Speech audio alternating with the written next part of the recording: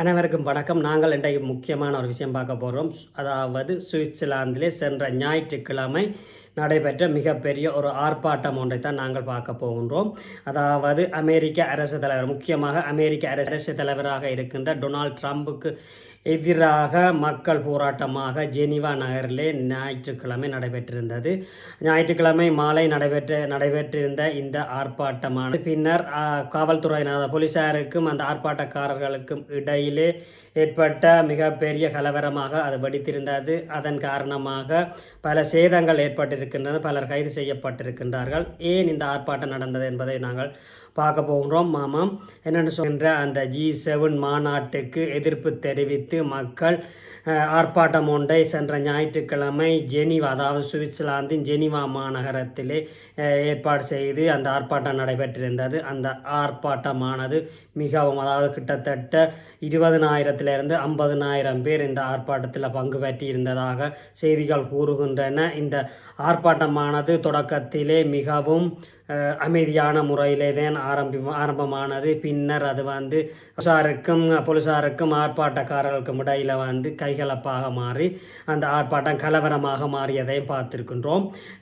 என்னத்துக்காக இந்த ஆர்ப்பாட்டம் நடைபெற்ற என்று சொல்லி பார்த்தோம்னா, இந்த G7 மாநாடு, அதாவது G7 மாநாடுன்றது உலகத்திலே பொருளாதார வல்லமை மிக்க 7 நாடுகள் சேர்ந்து இந்த கூட்டமைப்பு வருடம் நடைபெறுவது வழமை. இந்த கூட்டமைப்போட 2026 ஆண்டுக்கான அந்த செயல் அமர்வு இன்றும் நேற்றும் நாளையும் பிரான்ஸ் நாட்டிலே நடைபெற்று கொண்டிருக்கின்றது.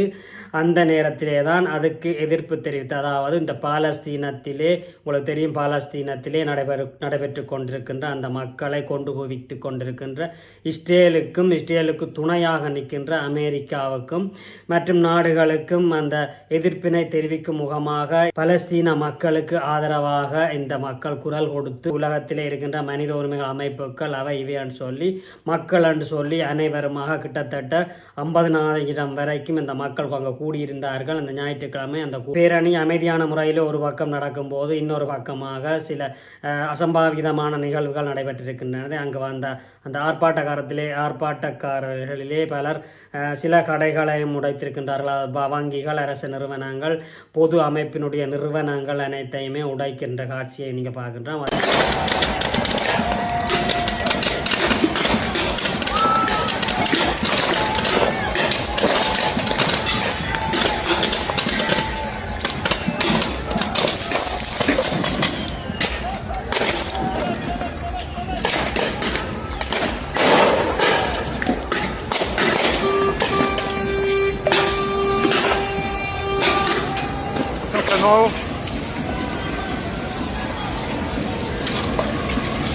Attention.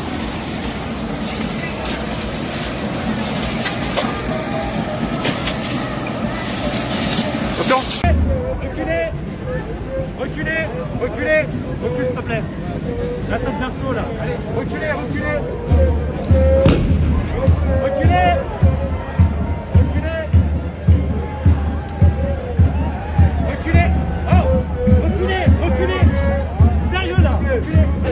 பார்க்கின்றோம். அதைவிட ஆர்ப்பாட்டக்காரர்கள் அந்த காவல்துறையினர் கண்ணீர் புகை குண்டுகளை வீசும்போது அந்த காவல்துறையினர்களுக்கு எதிராக இப்படியான ஆயுதங்கள், அதாவது வெடிகள், அதாவது என்னென்னு சொல்கிறோன்னு சொன்னால், இந்த வெடி சும்மா நாங்கள் புது வருடங்களுக்கு அதுகளை தீபாவளிக்கான்னு தூடுற மிகப்பெரிய வெடிகளை அப்படியே காவல்துறைக்கு எதிராக கிடையாக, அதாவது சமமான முறையிலே எதிராக இந்த வெடிகளை அவர்களுக்கு அந்த காவல்துறையை நோக்கி அந்த வெடிகளை கொளுத்தி விடுவதை பார்த்து கொண்டிருக்கணும். போலீசாருக்கும் ஆர்ப்பாட்டக்காரர்களுக்கும் இடையிலே மிகப்பெரிய ஒரு கலவரமாக வெடித்திருக்கின்றன. பல கார்கள் தீக்கிரையாக பார்க்கப்பட்டிருக்கின்றது. இவ்வாறான பல விடயங்கள். போலீசாரும் கண்ணீர் புகைகளையும் மக்கள் மீது பல தாக்குதல்களையும் மேற்கொண்டிருக்கின்றார்கள். பலர் இதில் கைது செய்யப்பட்டிருக்கின்றார்கள்.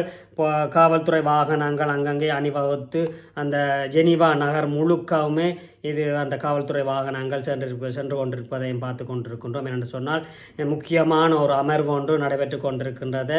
அந்த நகர்வை குழப்பும் முகமாக, இந்த ஆர்ப்பாட்டக்காரர்களை அடக்கும் முகமாகவும் இந்த காவல்துறையினர் அணிவகுத்து செல்வதை காணக்கூடியதாகவே இருக்கின்றது. என்று சொன்னால் இது சுவிஸுக்கும் பிரான்ஸுக்கும் எல்லையிலே நடைபெற்று கொண்டிருக்கின்றபடியினால் அந்த சுவிஸ் அரசாங்கமும் இதுக்கான காவல்துறை மக்களை அடக்கும் முகமாக இந்த காவல்துறை பாதுகாப்பு கடமையிலே காவல்துறையினை நிறுத்தி இருக்கின்றார்கள். மிகப்பெரிய பாதுகாப்பாகவே அது நடைபெற்று கொண்டிருக்கின்றது. ஏனென்று சொன்னால் இதில் மிகப்பெரிய தலைவர்கள் வந்திருக்கின்றார்கள். இந்த மாநாட்டுக்கு பல நாட்டு அரசு தலைவர்கள் வருகின்றார்கள். அது முக்கியமாக இந்த G7 நாட்டினுடைய அரசு தலைவர்கள் வருகின்றார்கள். அதிலே டொனால்ட் ட்ரம்ப் மிக முக்கியமாக இருக்கின்றார். அவருக்கு எதிர்ப்பு தெரிவிக்கும் முகமாகத்தான் இந்த ஆர்ப்பாட்டம் நடைபெற்றிருக்கின்றது.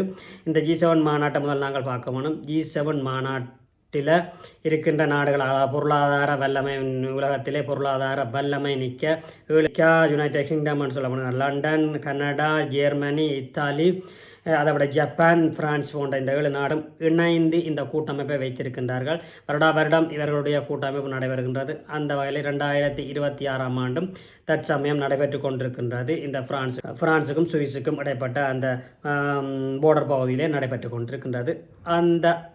அந்த அமர்வுக்காக முக்கியமாக அந்த நாட்டு தலைவர்கள் வந்திருக்கின்றார்கள். அதில் முக்கியமாக வந்திருக்கின்ற அமெரிக்க அரசியலாளராக இருக்கின்ற டொனால்ட் ட்ரம்புக்கு எதிர்ப்பு தெரிவிக்கும் முகமாக ஏன் எதிர்ப்பு தெரிவிக்கின்றார்கள் என்று சொன்னோம்னா, இந்த பலஸ்தீனத்தில் உங்களுக்கு தெரியும், பலஸ்தீனில் இஸ்ரேல் ஒரு இனப்படுகொலையை செய்து கொண்டிருக்கின்றது என்று கூறிக்கொண்டு அந்த மக்களை கொன்று குவித்து கொண்டிருக்கின்றார்கள். பல மனித உரிமை அமைப்புகள் அங்கே ஒரு இனப்படுகொலை நடைபெற்று கொண்டிருப்பதாக கூறுகின்றார்கள். அந்த இனப்படுகொலைக்கு ஆதரவாக, அதாவது இஸ்ரேலுக்கு ஆதரவாக அமெரிக்காவும் உறுதுணையாக அந்த இஸ்ரேலுக்கு ஆதரவு கொடுத்து கொண்டிருக்கின்றதை அனைவரும் அறிந்தது. அந்த ஆதரவுக்காக எதிர்ப்பு தெரிவிக்கும் முகம் ஜெனிவா நகரிலே இந்த ஆர்ப்பாட்டத்தை ஞாயிற்றுக்கிழமை நடத்தியிருந்தார்கள்.